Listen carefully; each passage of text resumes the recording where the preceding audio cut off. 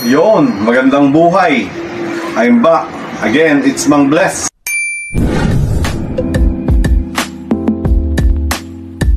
Para sa Real Talks.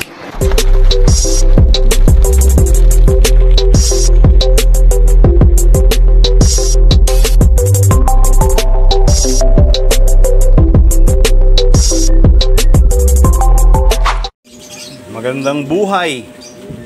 Again, it's Mang Bless para sa Real Talk number 14. Dahil not so good ang weather, medyo rainy. Ang word for the day natin ngayon ay ang dryness. Ibig sabihin yung tuyo.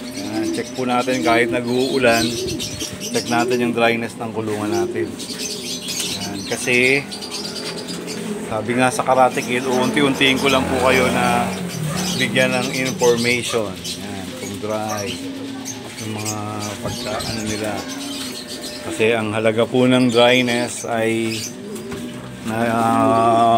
iipon din yan. Punto por punto natin ay inaabot. Kasi pag yung mga points na yan naipon, malaking halaga rin po yan. Double check po tayo ng mga dryness ng loft na kahit nag-uulan, gaya niyan, kahit may mga ventilation tayo, i-check natin kung dry. Yan, sa landing board, dry. Kahit matindi yung buhos ng ulan, dry ang loob, walang nakakapasok na mga tubig-tubig. Ganun din yung dryness sa kanilang mga perch. Kasi dyan natin ma-determine, no? Kasi ang purpose po ng dryness, para iwas po sa bakterya. Kasi po ang mga tubig-tubig, yan po ang unang-unang pinagbabahayan ng mga bacterias. Kaya titignan nyo, kahit sa mga big lofts, sa mga plain ng mga sahig, may nakahiwa, yung mga painuman po nila, meron pong sapin ng mga kutsyon. Para miski pa'y nag-inuman po, walang titilamsik na tubig. Dahil doon po unang nag-iipon ng mga mikrobyo sa mga naiipon-ipon na tubig. At pati mga mosquitoes, mga lamok.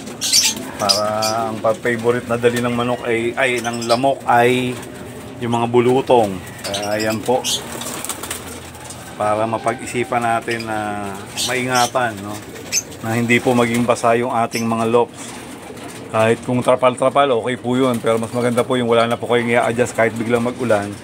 Hindi po kayo magmamadaling tumakbo para mag-adjust. At dahil dyan,